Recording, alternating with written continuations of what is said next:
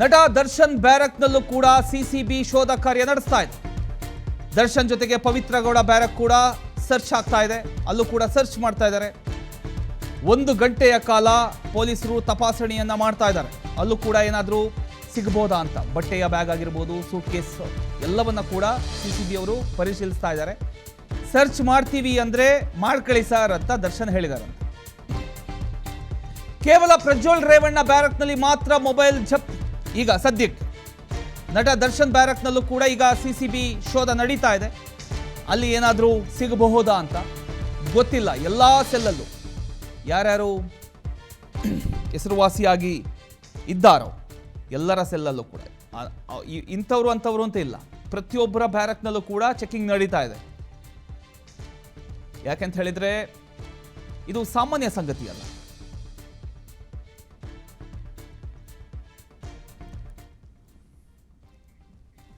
S, ಇದ್ರ ಬಗ್ಗೆ ಇನ್ನಷ್ಟು ಡೀಟೇಲ್ಸ್ ಕೊಡ್ತಾರೆ ನಮ್ಮ ಪ್ರತಿನಿಧಿ ಧ್ರುವ. ಈಗ ಲೈವಲ್ಲಿ ಜಾಯ್ನ್ ಆಗಿದ್ದಾರೆ. ಎಸ್ ಧ್ರುವ, ಈಗ ನನ್ನ ಪ್ರಶ್ನೆ, ಬ್ಯಾರಕ್ಗೆ ಮೊಬೈಲ್ ಹೇಗೋಯ್ತು?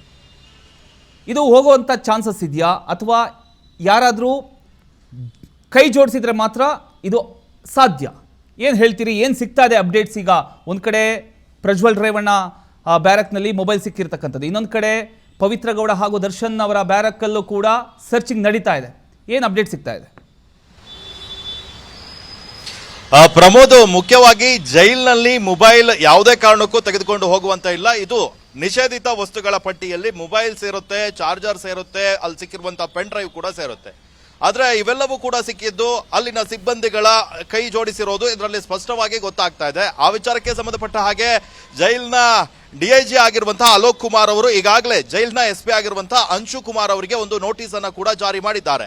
ಇದರ ಬಗ್ಗೆ ನೀವು ಉತ್ತರವನ್ನ ನೀಡಬೇಕು ಅಂತ ಹೇಳಿ ಶೋಕಾಸ್ ನೋಟಿಸ್ ಅನ್ನ ಜಾರಿ ಮಾಡಿದ್ದಾರೆ. ಅಲ್ಲದೆ ಅಸಿಸ್ಟೆಂಟ್ ಸೂಪರಿಂಟೆಂಡೆಂಟ್ ಈರಣ್ಣ ಅವರನ್ನ ಈಗ ಸದ್ಯ ಅಮಾನತು ಮಾಡಲಾಗಿದೆ.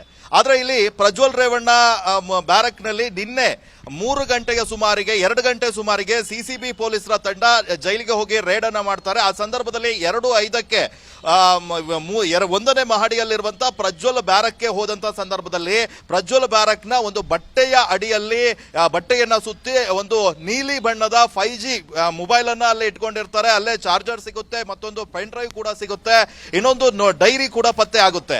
ಆ ಸಂದರ್ಭದಲ್ಲಿ ಅಲ್ಲಿ ಪ್ರಜ್ವಲ್ ರೇವಣ್ಣ ಇರ್ತಾರೆ, ಮತ್ತೊಬ್ಬ ಪ್ರತಾಪ್ ರೈ ಎನ್ನುವಂತ ಒಬ್ಬ ವಿಚಾರಣಾಧೀನ ಕೈದಿ ಆತ ಕೂಡ ಇರ್ತಾನೆ. ಇಬ್ಬರನ್ನ ಕೂಡ ಪೊಲೀಸರು ವಿಚಾರಣೆ ಮಾಡುವಂತ ಕೆಲಸವನ್ನ ಮಾಡ್ತಾರೆ. ಆಗ ಆ ಪ್ರತಾಪ್ ಹೇಳುವಂತದ್ದು, ನಾನು ಮೊಬೈಲ್ ಮತ್ತೆ ಚಾರ್ಜರ್ ಹಾಗೆ ಪೆನ್ ಡ್ರೈವ್ 3 ಕೂಡ ನಂದು, ನಾನು ವಕೀಲರ ಜೊತೆ ಮಾತನಾಡ್ಲಿಕ್ಕೆ ಹಾಗೆ ಸಂಬಂಧಿಕರ ಜೊತೆ ಮಾತನಾಡ್ಲಿಕ್ಕೆ ಈ ಫೋನ್ ಅನ್ನ ಇಟ್ಕೊಂಡಿದ್ದೆ ಅಂತ ಹೇಳ್ತಾನೆ. ಈ ಪ್ರಜ್ವಲ್ ರೇವಣ್ಣ, ಈ ಡೈರಿ ಮಾತ್ರ ನಂದು, ಆದ್ರೆ ನಾ ಮೊಬೈಲ್ ಅನ್ನ ಬಳಸ್ತಾ ಇದ್ರೆ ಆದ್ರೆ ಈ ಪ್ರತಾಪ್ ಮೊಬೈಲ್ ಅಂತ ತೆಗೆದುಕೊಂಡು ನಾನು ಕುಟುಂಬಸ್ಥರಿಗೆ ಫೋನ್ ಮಾಡ್ತಾ ಇದ್ದೆ, ಆನಂತರ ವಕೀಲರಿಗೆ ಫೋನ್ ಮಾಡ್ತಾ ಇದ್ದೆ ಅಂತ ಪ್ರಜ್ವಲ್ ಹೇಳಿಕೆಯನ್ನ ಕೊಟ್ಟಿದ್ದಾರೆ. ಆದ್ರೆ ಆ ಮೊಬೈಲ್ ನ ಪಾಸ್ವರ್ಡ್ ಗಳನ್ನ ಇವರು ಕೊಡ್ಲಿಕ್ಕೆ ನಿರಾಕರಿಸಿದ್ದಾರೆ. ಪಾಸ್ವರ್ಡ್ ನಮಗೆ ಗೊತ್ತಿಲ್ಲ ಅಂತ ಹೇಳ್ತಾ ಇದ್ದಾರೆ. ಆದ್ರೆ ಯಾವ ವಿಚಾರದ ಬಗ್ಗೆ ಕೂಡ ಬಾಯ್ ಬಿಡ್ತಾ ಇಲ್ಲ. ಆ ಮೊಬೈಲ್ ನಲ್ಲಿ ಒಂದಿಷ್ಟು OTT ಆಪ್ ಗಳು ಕೂಡ ಸಿಕ್ಕಿದಾವೆ ಅನ್ನುವಂಥದ್ದು ಗೊತ್ತಾಗ್ತಾ ಇದೆ. ಫೇಸ್ಬುಕ್ ಯೂಸ್ ಮಾಡ್ತಾ ಇತ್ತಂತ ಫೇಸ್ಬುಕ್ ಆಪ್ ಇತ್ತು, ಆನಂತರ ವಾಟ್ಸ್ಆಪ್ ಇತ್ತು ಅನ್ನುವಂಥದ್ದು ಗೊತ್ತಾಗ್ತಾ ಇದೆ. ಆ ನೆಟ್ಫ್ಲಿಕ್ಸ್ OTT ಅನ್ನ ಕೂಡ ಬಳಸ್ತಾ ಇದ್ರು ಅನ್ನುವಂಥದ್ದು ಗೊತ್ತಾಗ್ತಾ ಇದೆ.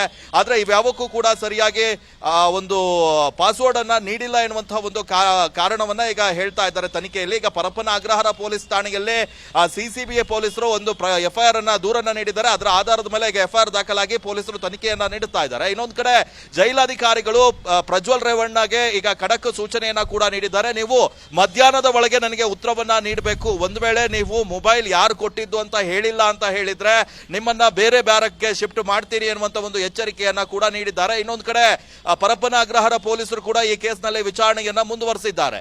ಈಗ ಜೈಲಿನ ಸಿಬ್ಬಂದಿ ಯಾರು ಅನ್ನುವುದನ್ನ ಪತ್ತೆ ಮಾಡಲಿಕ್ಕೆ ಈಗಾಗಲೇ ಜೈಲಿನ ಹಿರಿಯ ಅಧಿಕಾರಿಗಳು ಸಭೆಯನ್ನ ಕೂಡ ನಡೆಸ್ತಾ ಇದ್ದಾರೆ. ಈ ಯಾರು ಇದರ ಒಳಗೆ ತೆಗೆದುಕೊಂಡು ಹೋಗಿದ್ರು, ಯಾರ ಸಹಕಾರ ಇತ್ತು, ಎಲ್ಲವನ್ನ ಕೂಡ ಈಗ ಪರಿಶೀಲನೆ ಮಾಡ್ತಾ ಇದ್ದಾರೆ. ಇದಕ್ಕೆ ಸಂಬಂಧಪಟ್ಟ ಹಾಗೆ ಅಸಿಸ್ಟೆಂಟ್ ಸೂಪರಿಂಟೆಂಡೆಂಟ್ ಅನ್ನ ಈಗಾಗಲೇ ಅಮಾನತು ಕೂಡ ಮಾಡಲಾಗಿದೆ.